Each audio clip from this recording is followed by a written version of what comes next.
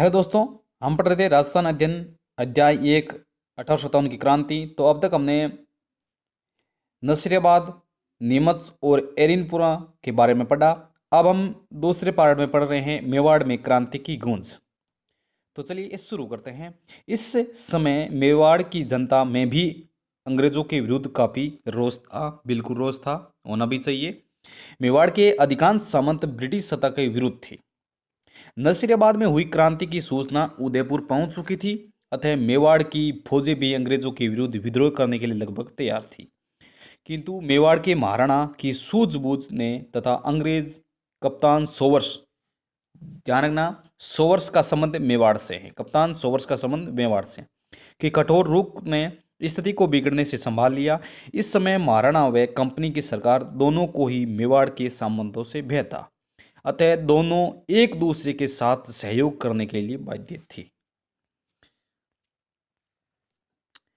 AGG के निर्देश पर मेवाड़ के महाराणा स्वरूप सिंह, मेवाड़ के महाराणा उस समय कौन थे? ये थे स्वरूप सिंह, ने 27 मई 1857 को अपने सभी प्रांतों को पत्र भेजकर कहा कि ब्रिटिश सैनिक कार्रवाई में सहयोग करें तथा पॉलिटिकल एजेंट कप्तान सवर्स के निर्देशों का पालन करें। यानी जनता को कहा कि आप अंग्रेजों के खिलाफ मत आइए, उनका विरोध मत कीजिए, उनको शामिल कीजिए, और जो सावर्स है उनके निर्देशों का पालन, उनके जो नियम है उनका पालन कीजिए। दूसरी ओर कप्तान सावर्स ने विरोधी सामंतों को चेतावनी देते हुए कहा कि जो भी शांति भंग करने का प्रयत्न करेगा उसे कठोर दंड दिया जाएगा। यानी सामंतों को कह दिया कि आप अगर हमारे खिलाफ होंगे तो हम आपको कठोर दंड देंगे। यहां तक कि सलूमर के रावत केसरी सिंह ने जब मेवाड़ के महाराणा के अधिकारियों को चुनौती देते हुए कहा कि यदि 8 दिन में उसकी परंपरागत अधिकारों की मांग को स्वीकार नहीं किया गया तो वह चित्तौड़ की गद्दी पर महाराणा के किसी प्रतिद्वंदी को बैठा देगा। तो ध्यान रखना, सलूमर के रावत केसरी सिंह थे, इन्होंने ये बात कही थी। तब कप्तान सावर्स ने रावत केसरी सिंह को चेतावनी दी, यानी वापस सावर्स ने कहा है कि चेतावनी दी कि यदि उसने महाराणा के विरुद्ध किसी भी कार्रवाई में भाग लिया तो उसे उसकी जागीर से अपदस्थ कर राजपुताने से ही निष्कासन कर दिया जाएगा। यानी उसको ये बात की कि आपको राजपुताने के सियासन, राजपुतान के बार, हम मारवाड़ी भाषा में कहते हैं न्यात बार करदा था ने, तो वही बात इनको कही। कप्तान सवर्स की इस धमकी से रावत केसरी सिंह शांत हो गए। अब देख, बड़ो आदमी कहीं करे तो बन गयो था न्यातो बार करदा, न्यातो बार कर जाना, वो डर गयो। कौन है? ये केसरी सिंह। मन देखियो यार, न्यात तो बार कर दी बात तो गलत है, लेकिन न्यात में वहीं रहा, चुपचाप बैठा रहा तो बैठा तो रहा, आप पर चुपचाप ही भलो, तो वो आप रे चुप हो क्यों। कौन है? रावत केसरी सिंह। आप रे शांत हो क्यों। आगे चला आप कोटा में क्रांति, कोटा में किस प्रकार की क्रांति हुई इनके बारे में पढ़ते हैं। देखिए, अब बीच बीच में राजस्थानी भाषा आएगी। राजस्थानी भाषा बहुत शानदार भाषा है, आप इग्नोर मत करो इनको, बहुत शानदार भाषा है, आप इनको बीच बीच में पढ़ा करो, ठीक है ना। अब हमारे यूट्यूब पर लगभग राजस्थानी भाषा से ही है, तो और भी व्यक्ति कोई देख रहे हैं तो हमारी राजस्थानी भाषा अलबेली है, इनका समर्थन जरूर करना। चलिए पढ़ते हैं हम कोटा में क्रांति, किस प्रकार में कोटा में क्रांति हुई। राजस्थान के राज्यों में हुई 1857 की क्रांति में कोटा का महत्वपूर्ण स्थान है। बिल्कुल सबसे ज्यादा अगर क्रांतिकारी जो क्रांति हुई थी वो हम बात कर रहे हैं कोटा की। कोटा में बहुत ही शानदार क्रांति हुई थी। कोटा में विद्रोह का मुख्य कारण यह था कि पॉलिटिकल एजेंट मेजर बर्टन ने कहा, यानी उसमें जो एजेंट था अंग्रेजों का वो कौन था? ये था बर्टन। ध्यान रखना, कोटा टे से, कोटा अंत में टे आता है, लेकिन बर्टन में भी टे आता है।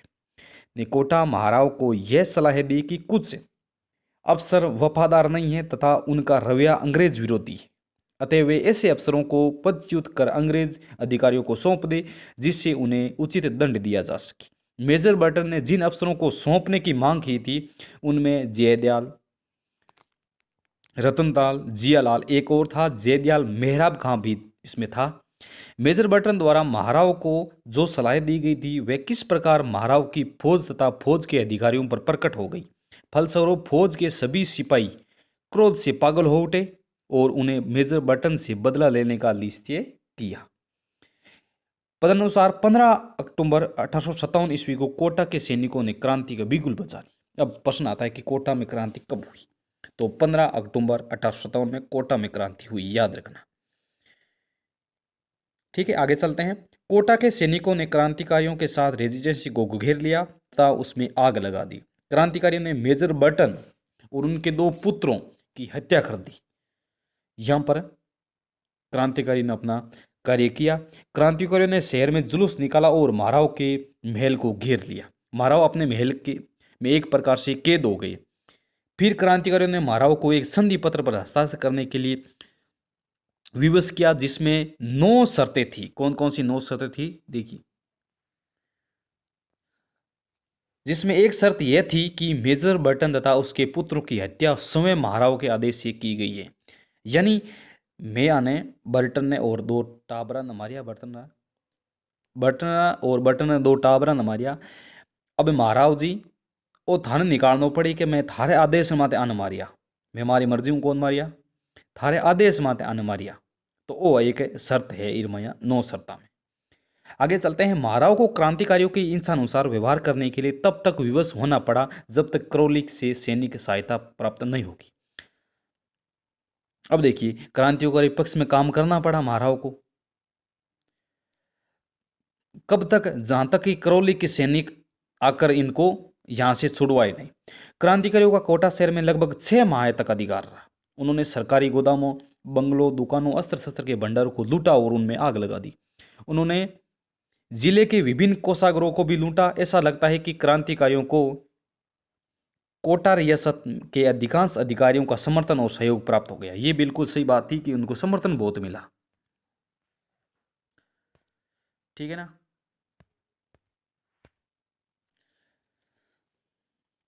क्रांतिकारी ने शहर में लूटपाट और अत्याचार कर नगर के लोगों में भीषण आतंक पैदा कर दिया था। यह स्थिति तब तक बनी रही जब तक मेजर H.C.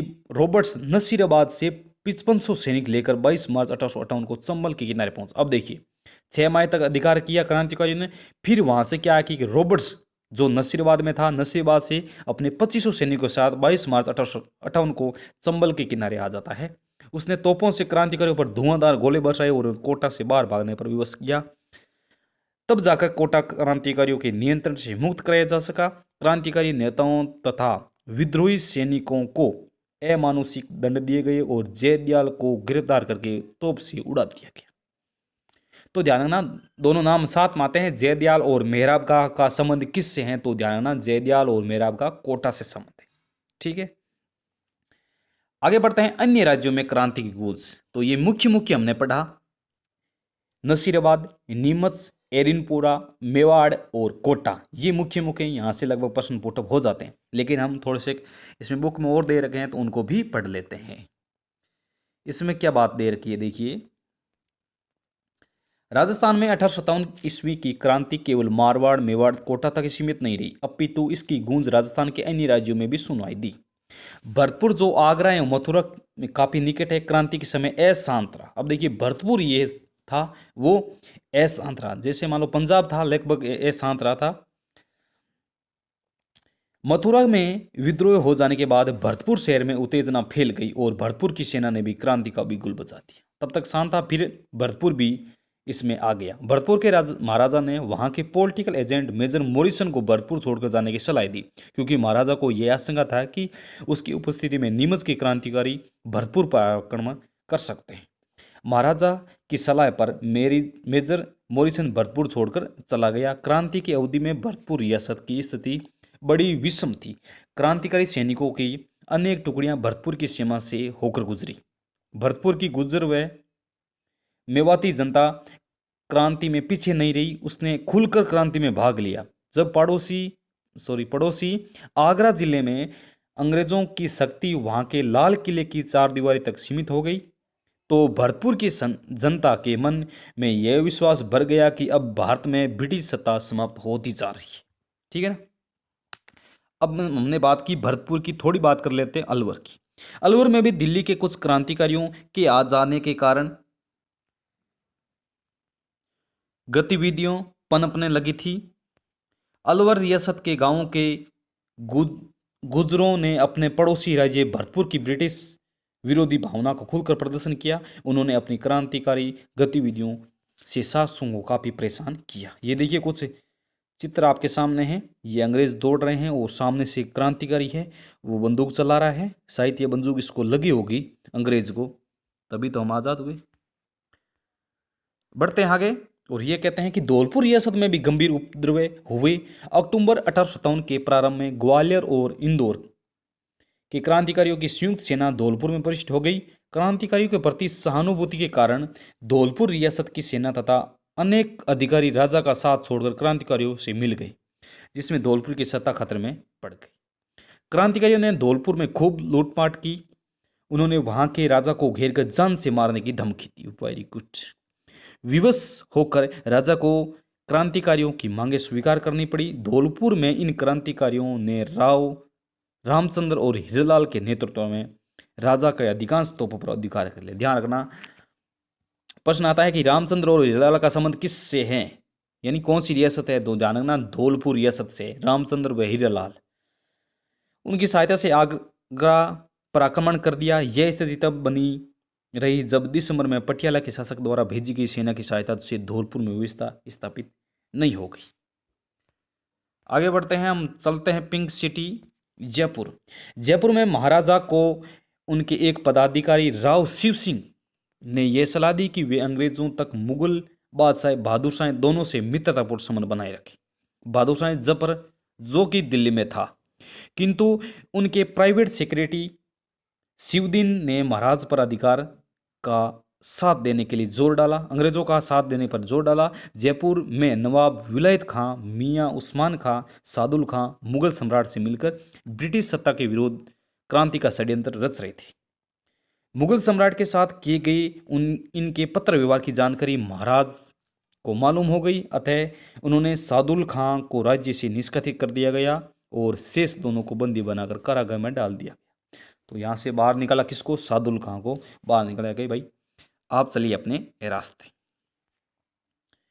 टोंक की बात करते हैं, नवाबों की नगरी टोंक में चलते हैं। टोंक में भी नवाब की सेना ने मीर आलम खां के नेतृत्व में विद्रोह किया।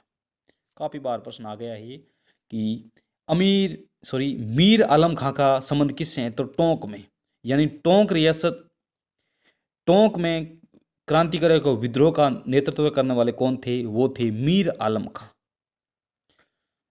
भाई टोंक, टोंक से आप समझिए टांग को, राजस्थानी भाषा में बोलते हैं ना, और मीर से समझिए नीर, नीर निकालते टांकों में से। टोंक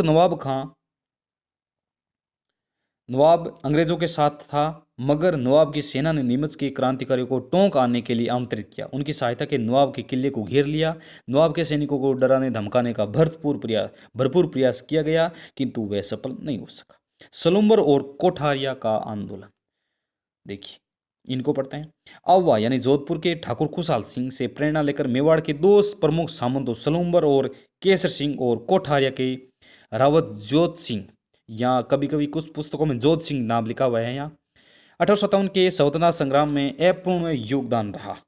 यह सही है कि मारवाड़ के सामंतों की भांति मेवाड़ के सामंतों में खुलकर क्रांति में भाग नहीं लिया, किंतु अंग्रेजों का विरोध करने वाले क्रांतिकारियों, नेताओं तथा ब्रिटिश सत्ता के विरोधी जागीरदारों को सलुम्बर और कोठारिया के रावतों ने यहां शरण दी। उन्होंने क्रांतिकारियों के परिवारों को भी आश्रय दिया। अब देखिए सबसे बड़ा योगदान इनका यही आता है कि इन्होंने क्रांतिकारियों को यहां पर शरण दी थी। सलुम्बर और कोठारिया के जोत सिंह या जोत सिंह, जगत सिंह नाम भी आता है। सलुम्बर के रावत केसर सिंह ने आसपास के जागीरदारों को साथ लेकर अववा के ठाकुर के स्वतंत्रता यज्ञ में प्रभुर सहायता की। उदयपुर के महाराणा ने कंपनी सरकार के साथ जो संधि की, केसर सिंह ने उसको खुलकर विरोध किया। लॉरेंस ने केसर सिंह के ब्रिटिश विरोधी गतिविधियों को देखकर महाराणा उदयपुर पर यह दबाव डाला कि वे उसके विरुद्ध कार्रवाई करें, किंतु महाराणा उसके विरुद्ध कार्रवाई करने का साहस नहीं जुटा सके। अंग्रेजों द्वारा अववा गांव को तहस नहस कर दिया गया तथा अववा के ठाकुर खुशहाल सिंह निरीह अवस्था में इधर उधर भटक रहे थे। तब कोठारिया के रावत जोत सिंह ने उनको गले लगाया। ठीक है, तो इनका साथ देने वाले कौन थे? ये कोठारिया के जोत सिंह थे। उन्होंने कोठारिया में पेशवा नाना साहब और उनके परिवार को भी शरण दी, नाना साहब को भी शरण दी तथा सब प्रकार की सुख सुविधा उपलब्ध कराई। इस प्रकार ब्रिटिश सत्ता का विरोध कर रहे वह भावी परिणामों की चिंता न कर सलम्बर व कोठारिया के राउतों ने अपूर्व त्याग और साहस का परिचय दिया। इन्होंने क्रांतिकारी के साथ नहीं गए, लेकिन फिर भी इन्होंने क्रांतिकारियों का बहुत ही सहायता की।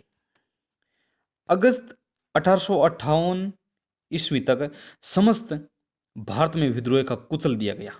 नवंबर 1858 लगभग यानी 1857 की क्रांति थी, लगभग 1858 में यहाँ पर लोगों विद्रोह को लगभग अंग्रेजों ने दबा दिया। नवंबर 1858 में ईस्ट इंडिया कंपनी ने भारत का शासन ब्रिटिश ताज को सौंप दिया, यानी इंडिया का जो शासन था वो सारा का सारा ब्रिटिश ताज को सौंप दिया। ब्रिटिश महारानी विक्टोरिया की ओर से भारत के सभी नरेशों, अधिकारों और विशेष अधिकारों को सुरक्षित रखने का आश्वासन देने की, यानी कि आप सुरक्षित हो। उदयपुर महाराणा ने इसका स्वागत किया और अंग्रेजों के सम्मान में भव्य दावत दी गई। यद्यपि राजस्थान में प्रथम स्वतंत्रता संग्राम असफल रहा, परंतु विप्लव के बाद राजस्थान के परंपरागत ढांचे का स्वरूप बदलने लगा। यानी पहले 1857 की क्रांति से पहले जो राजस्थान था वो बाद में राजस्थान नहीं रहा, उसमें काफी परिवर्तन होने लगे। आधुनिक शिक्षा का प्रसार, नए मध्यम वर्ग का जन्म, प्रशासनिक सेवाओं में जनसाधारण की नियुक्तियां, वैश्य समुदाय का सहयोग लिया जाने लगा, इन्हें महत्वपूर्ण पद और विभिन्न प्रकार के संरक्षण देना आदि कुछ इस तरह के कार्य होने लगे जिससे राजपूतों का महत्व कम होता गया। राजस्थान के नरेश और जागीरदार अब अंग्रेजों पर पूरी तरह से निर्भर हो गए थे। आगे बढ़ते हैं। 1857 की क्रांति में असफलता के कारण क्या रहे होंगे, तो ध्यान देना, इनको थोड़ा सा आप अच्छी तरह से देख लेना कि यहाँ से प्रश्न आएगा कि 1857 की क्रांति में असफलता इनमें से कारण कौन सा है या नहीं है, तो आप इनको थोड़ा अच्छी तरह से देखना। यह है, राजस्थान के राजाओं ने अंग्रेजों के प्रति अपनी झुकने की प्रवृत्ति का परिचय दिया। जयपुर, अलवर, भरतपुर, धौलपुर, करौली, सिरोही, टोंक, बीकानेर, डूंगरपुर, बांसवाड़ा और प्रतापगढ़ के शासकों ने विप्लव की आंधी को रोकने के लिए ब्रिटिश सत्ता को सहयोग दिया। अब देखिए, इनमें से जो बीकानेर की हम बात कर रहे हैं, तो बीकानेर के राजा भी थे जो अपनी सेना लेकर, सरदार सिंह थे बीकानेर के राजा, तो वो अपनी सेना लेकर पंजाब तक चले गए, तो इन्होंने बहुत सहायता की अंग्रेजों की। मुगल सम्राट बहादुर शाह तथा स्थानीय विद्रोह ने राजस्थानी राजाओं को स्वतंत्रता संग्राम का नेतृत्व प्रदान करने हेतु आमंत्रित किया, पर इसके बाद भी इन्होंने अंग्रेजों का साथ दिया।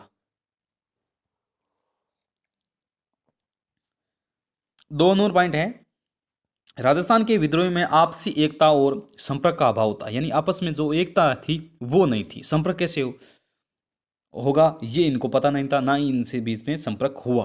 कोटा, नसीराबाद, भरतपुर, धौलपुर, टोंक आदि में अलग अलग समय में क्रांति होने के कारण अंग्रेजों को विद्रोह से निपटने का अवसर मिल गया। अब देखिए, यहाँ पर मेन दिक्कत यह आई कि क्रांति थी जो अलग अलग हुई, अलग अलग डेटों को हुई। जैसे हमने बात की एरिनपुरा में 21 अगस्त को हुई, नीमच में 3 जून को हुई। उस प्रकार अलग अलग डेट होने की वजह से इसमें काफ़ी अड़चने आई, क्योंकि अगर मान लो सपोज कर लो 31 मई को क्रांति होती, तो सभी जगह 31 मई को क्रांति होती तो अंग्रेज कहाँ कहाँ निबटते, कहीं तो कहीं हम जीतते। ठीक है, तो ये भी बड़ा कारण माना जाता है। मारवाड़, मेवाड़ और जयपुर आदि के नरसियों ने तांत्या टोपे की किसी प्रकार का सहयोग नहीं दिया। बिल्कुल सही बात, तो तांत्या टोपे थे, लेकिन उनको जो सहायता थी लगभग लक्ष्मीबाई ने थोड़ी बहुत की थी, झांसी की रानी, लेकिन बाकी कहीं भी इनको कोई क्रांतिकारियों ने इनका साथ नहीं दिया। भीलवाड़ा और लगभग वहाँ से थोड़ा बहुत सहायता मिली थी, लेकिन बाकी जयपुर बड़ी बड़ी रियासतों से इनको नहीं मिली थी। अगर इनको यहाँ पर कहते हैं कि तांत्या टोपे, अगर सभी क्रांतिकारी यहाँ तांत्या टोपे का साथ देते तो हम 1857 में आज़ाद हो जाते। राजस्थान में 18 रियासतों में असंगठन और एकता का अभाव था। नेतृत्व के लिए जब मेवाड़ के महाराणा के संपर्क किया तो नेतृत्व प्रदान करने के बजाय उन्होंने शासकों के पत्र व्यवहार संबंधी सारे कागजात ब्रिटिश अधिकारी को सौंप दिए। अब देखो ये कितना गंदा था मेवाड़ का महाराणा। इनको हम गए थे इनको कि हमें सहायता दो, आप हमें हमारी सहायता कर सकते हो, लेकिन इन्होंने क्या किया, अंग्रेजों को आगे बता दिया कि ये बातें हमने क्रांतिकारी ने कही थी। राजस्थान अनेक देशी रियासतों में बंटा हुआ था, इस कारण उसमें क्रांतिकारियों को कोई केंद्रीय संगठन नहीं था। उसके नेतृत्व का भी स्वर था, अभाव था। क्रांतिकारियों के बीच आपस में संपर्क भी नहीं रहा था। बिल्कुल सही बात है, संपर्क नहीं था। उनमें त्याग और बलिदान की भावना तो थी, लेकिन किंतु उनमें न तो अंग्रेजों जैसा रण कौशल ही और न ही वे अंग्रेजों के सम्मान प्रशिक्षित थे। इसके अतिरिक्त क्रांतिकारियों को धन और हथियारों की कमी भी थी। तो देखिए, ये कारण माने जाते हैं। अगला कारण है एक, अंग्रेजों ने अन्य क्षेत्रों में क्रांति का दमन करते हुए जून 1858 तक उत्तर भारत के अधिकांश भागों पर पुनः अपना नियंत्रण कर लिया। लेकिन अंग्रेज देखिए, हम वहां से जीते, सपोज कर लो हम कोटा से जीते, तो कोटा में 6 महीने बाद में आकर वापस अंग्रेजों ने राज कर लिया। इस कारण उन्होंने राजस्थान में हुई क्रांति का दमन करने के लिए पूरी तरह शक्ति मिल गई थी। आगे बढ़ते हैं। 1857 की क्रांति की असफलता के परिणाम क्या है। अब असफल तो हुए, इसका परिणाम क्या था। सन 1857 की क्रांति के असफल होने के बाद राजस्थान की रियासतें ब्रिटिश संरक्षण में चली गई, सारी की सारी रियासतें। पहले यही थी भारत में अंग्रेजों के पास, लेकिन बाद में सीधी ब्रिटिश ताज के तहत चली गई। ब्रिटिश सम्राट ने राजस्थान की सभी रियासतों में कंपनी द्वारा की गई संधियां जारी रखी।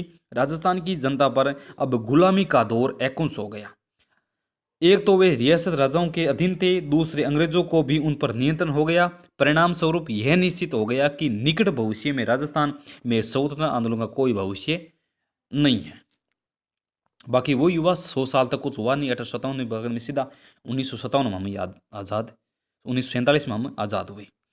अंग्रेजी शिक्षा के प्रसार के कारण भी लोगों ने राष्ट्रीय जागृति का प्रादुर्भाव हुआ। स्वधर्म, स्वदेशी, स्वराज, स्वभाषा के फलस्वरूप लोगों के पर क्रांति की भावना पुनः पलवित हुई। इस भावना का बल प्रदान करने वाले अर्जुन लाल सेठी, केसरी सिंह बारड, गोपाल लाल खरवा आदि अग्रणी माने जाते हैं।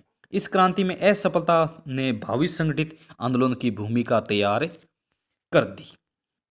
अब देखिए, ये कुछ अभ्यास वाले प्रश्न हैं, तो आप इनको कमेंट बॉक्स में जरूर बताइए। आगे क्वेश्चन लिख देना और पीछे आंसर लिख देना। तो आज के लिए बस इतना ही। ये आज हमारा चैप्टर हुआ पहला 1857 की क्रांति कंप्लीट। राजस्थान अध्ययन कक्षा 9 का पहला चैप्टर कंप्लीट। तो देखिए, आराम से समझिए इन चीज़ को। बाकी समझने की चीज़ है, मैंने समझा दी। बाकी आप अपने हिसाब से देख लेना, इसको 1 या 2 बार जरूर देखना, ताकि पूरा का पूरा आपको समझ में आ जाए। तो चलिए दोस्तों, मिलते हैं फिर अगले वीडियो में। तब तक के लिए नमस्कार, जय हिंद, धन्यवाद।